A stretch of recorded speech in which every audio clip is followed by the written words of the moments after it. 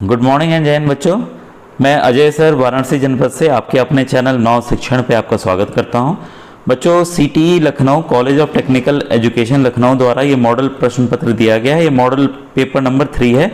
इसके बाद मैं आपको 4, 5, 6 अभी जितने आते जाएंगे सब मैं बताता चला जाऊंगा। ठीक है, तो ये पेपर है, इसका मैंने ऑलरेडी साइंस का विज्ञान का हल करके बता दिया है। ठीक है, आज मैं आपको सामाजिक अध्ययन का बताने जा रहा हूं। आपने काफी इसका पीडीएफ की डिमांड थी तो मैंने पीडीएफ डाल भी दिया है, और इस वाले में भी मैं पीडीएफ डाल दे रहा हूं। जो बच्चे अगर वीडियो नहीं देखे होंगे पहला वाला तो इसके जरिए भी वो डाउनलोड कर सकते हैं बच्चों। ठीक है, तो आइए आज एक एक सवाल को हम लोग समझें कि इसका उत्तर क्या है, और पहले आप अपने से उत्तर निकालने का प्रयास कीजिएगा। जब नहीं आएगा तब मेरे उत्तर को बच्चों देखिएगा, और कमेंट में आप जरूर बताइए कि आपको मेरे वीडियोस कैसे लग रहे हैं, और वीडियोस चाहिए कि नहीं। अगर चाहिए तो आप जरूर यस लिखिए बच्चों, तो मुझे इससे मोटिवेशन मिलेगा, तो मैं और वीडियोस आपको बनाऊंगा। अगर आपको किसी और की चीज की चाहिए हो, मैथ की चाहिए हो और मैथ की चाहिए हो, या किसी भी सेक्शन की अलग से चाहिए, मैं हर एक का वीडियो ऐसे बना रहा हूं। कई बच्चे मेरे पुराने वीडियोस नहीं देखते हैं, तो आप लोग प्लेलिस्ट से जाकर जरूर देख लीजिए। ढेर सारे वीडियोस हैं, करीब 90 के करीब वीडियोस बच्चों बने हुए हैं, जिसमें मॉडल पेपर के साथ साथ पिछले वर्षों के आए हुए प्रश्नों को भी मैंने विधिवत बताया हुआ है बच्चों। ठीक है, अब आइए स्टार्ट करें। क्वेश्चन 1, सिंधु घाटी की सभ्यता थी। ठीक है, तो ये एक नगरीय सभ्यता थी, ये टाउन वाली सभ्यता थी बच्चों। ठीक है, और सिंधु घाटी का दूसरा नाम इंडस वैली सिविलाइजेशन भी है, तो हो सकता है इंग्लिश में भी पूछ ले कभी। गौतम बुद्ध का जन्म हुआ था, कहाँ हुआ था भाई? लुम्बिनी। इस समय लुम्बिनी है कहाँ, ये भी सवाल आ सकता है, तो ध्यान रखिएगा लुम्बिनी जो है वो नेपाल में है। ठीक है, हमारे देश में लुम्बिनी नहीं है बच्चों। ठीक है, फिर आइए क्वेश्चन नंबर आपका 3, मध्यकालीन भारत की प्रथम महिला शासिका कौन थी? ये देखिए कंफ्यूजन के लिए सभी रानियों का नाम है, तो इसमें रजिया सुल्तान थी।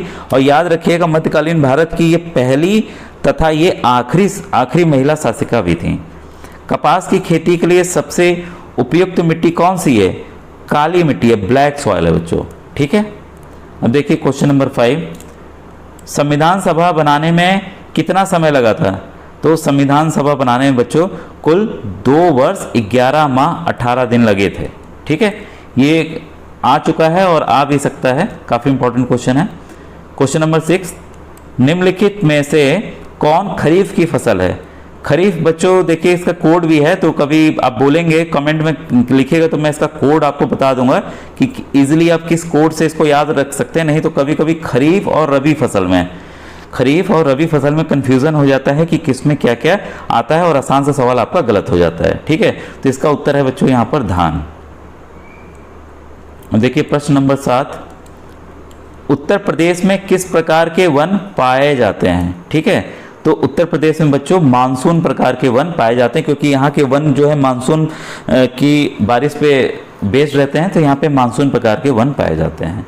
ठीक है, राष्ट्रपति का निर्वाचन होता है, तो राष्ट्रपति का निर्वाचन बच्चों केवल 5 वर्ष के लिए होता है। इस समय देखिए मुर्मू जी हमारी नई राष्ट्रपति बन गई हैं, आपको ध्यान होगा। अब देखिए विश्व में कितने महाद्वीप हैं? ठीक है, तो विश्व में कुल 7 महाद्वीप हैं। 7 महाद्वीप के नाम याद कर लीजिएगा आप लोग अलग से। फतेहपुर सिकरी का निर्माण कराया था, तो फतेहपुर सिकरी का निर्माण बच्चों अकबर ने कराया था। ठीक है, शिवाजी की मृत्यु कब हुई थी? तो शिवाजी की मृत्यु बच्चों 1680 में हुई थी। बुलंद दरवाजा कहाँ स्थित है? तो बुलंद दरवाजा बच्चों आगरा में स्थित है। अब देखिए नंबर 13, संविधान सभा के अध्यक्ष थे, तो संविधान सभा के अध्यक्ष बच्चों डॉक्टर राजेंद्र प्रसाद थे। ऑप्शन नंबर ए इसका सही है। नंबर 14, लोकसभा का कार्यकाल है, तो बच्चों लोकसभा का जो कार्यकाल है वो 5 वर्ष का होता है। 6 वर्ष किसका होता है? 6 वर्ष हमारे राज्यसभा का होता है। ठीक है, तो ये चीजें साथ में भी आप तैयार करते चलिए। राज्यसभा जो है परमानेंट हाउस होता है, कभी भी भंग नहीं होता है, तो ये 6 वर्ष इसका कार्यकाल होता है। ठीक है, नंबर 15, उत्तर प्रदेश विधानसभा की सदस्य संख्या है। ठीक है, उत्तर प्रदेश विधानसभा की सदस्य संख्या 100 है। ये भी एक राज्यसभा की तरह है, ये भी कभी भंग नहीं होता है बच्चों। ठीक है, अब देखिए पृथ्वी की आंतरिक शक्ति से क्या होता है? पृथ्वी की आंतरिक शक्ति से बच्चों भूकंप आता है। भूकंप के झटके आते हैं कि नहीं आते हैं? फिर देखिए नंबर 17 जो है वो माठे लिखा हुआ है, ये है मीठे जल का संबंध किससे है? तो भाई महासागर में नमकीन है तो नदी से ही है। ठीक है, और तालाब भी देखिए इसलिए नहीं हो सकता है क्योंकि तालाब कभी कभी गंदा हो जाए, नदियाँ भी हैं, लेकिन नदी जब भी होता है शुद्ध जल जब पहाड़ों से आता है, बर्फ पिघलती है तो अच्छा ही पानी आता है बच्चों। ठीक है, नंबर 18, ज्वार भाटा की उत्पत्ति का मुख्य कारण है, तो बच्चों इसकी मुख्य कारण जो है चंद्रमा का गुरुत्वाकर्षण है बच्चों, ठीक है, चंद्रमा खींचता है तो उस वजह से होता है ऐसा। नंबर 19, अमेरिका की खोज की थी, तो अमेरिका की खोज बच्चों कोलंबस ने की थी। प्लासी के युद्ध में अंग्रेजी सेना का नेतृत्व किसने किया था, तो क्लाइव ने किया था बच्चों। नंबर 21, विलय नीति का संबंध है, विलय नीति का संबंध बच्चों डलहौजी से, इसने कई राज्यों को अपने आप में विलय नीति के तहत मिला लिया था, झांसी को भी मिला लिया था। रेगुलेटिंग एक्ट बनाया गया, तो रेगुलेटिंग एक्ट बच्चों सर्वप्रथम 1773 में बनाया गया, इसके बाद कई एक्ट आए थे बाद में।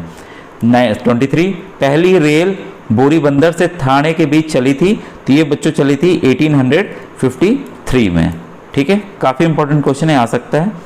पाकिस्तान जाने के लिए सबसे उपयुक्त बंदरगाह, तो आप भारत का नक्शा बनाएंगे जब, ठीक है, तो देखिए हल्दिया इधर ही बंगाल की तरफ है, पारादीप यहाँ पे उड़ीसा की तरफ है, कोच्चि यहाँ केरला की तरफ है, और ये गुजरात की तरफ बच्चों यहाँ पर जो है कांडला है, और पाकिस्तान किधर है, इधर ही है, ठीक है, तो इसलिए इसका उत्तर क्या होगा बच्चों, कांडला। 24 का सी। तो देखिए अगर सभी चीज़ का आपको आइडिया हो जाएगा तो भारत के नक्शे से भी चीज़ों को आप समझते चलिए। ब्रह्म समाज की स्थापना की, तो इसकी स्थापना राजा राम मोहन राय जी ने की थी। वंदे मातरम गीत के रचयिता हैं, तो इसके रचयिता बच्चों बंकिम चंद्र चटर्जी जी हैं। और 27, फॉरवर्ड ब्लॉक का संबंध है, ये सुभाष चंद्र बोस ने फॉरवर्ड ब्लॉक की बच्चों स्थापना की थी, ठीक है। 28, निम्नलिखित में से कौन संचार का साधन नहीं है, रेडियो है, हेलीकॉप्टर है क्या, टीवी है, इंटरनेट है, टीवी मतलब वो टीवी देखने वाला टीवी, बीमारी वाला टीवी नहीं बच्चों, ठीक है, तो हेलीकॉप्टर जो है संचार का साधन नहीं है। 28 का क्या है आपका आंसर, सी सही है। 29, भूमिगत जल द्वारा निर्मित आकृति है, तो ये है बच्चों स्टेलेक्टाइट, ठीक है, ऑप्शन नंबर ए इसका सही है। नंबर 30 देखिए, उत्तर प्रदेश में स्थित राष्ट्रीय उद्यान जो है वो है दुधवा नेशनल पार्क, लखीमपुर खीरी में। अभी स्थान भी पूछ सकता है तो आप लखीमपुर खीरी याद रखिएगा। 31, कर्क रेखा के दक्षिण का भारतीय भाग किस कटिबंध में आता है, तो ये बच्चों उष्ण कटिबंध में आता है। विश्व की सबसे लंबी नदी, तो सबसे लंबी नदी नील नदी है बच्चों, ठीक है। और क्वेश्चन नंबर 33 आपका खगोलीय दूरी का मापक है, तो ये है बच्चों प्रकाश वर्ष, ठीक है। वर्ष यहाँ आपको दिख रहा होगा तो समय लग रहा होगा, तो ये नहीं है। खगोलीय दूरी, ये सब भी दूरी नापते हैं किलोमीटर सेंटीमीटर, लेकिन एक ग्रह से दूसरे ग्रह की दूरी या ये सब नापनी हो तो हम प्रकाश वर्ष में नापते हैं। इंग्लिश में इसको कहते हैं लाइट ईयर, इंग्लिश में लाइट ईयर इसको कहते हैं बच्चों, ठीक है। मोहनजोदड़ो स्थित है, तो मोहनजोदड़ो बच्चों इस समय जो है पाकिस्तान में स्थित है, ठीक है। और आज का लास्ट क्वेश्चन, वेदों की भाषा है, वेदों की भाषा बच्चों संस्कृत है, ठीक है। आज का वीडियो कैसा लगा जरूर कमेंट में बताइए बच्चों, थैंक यू।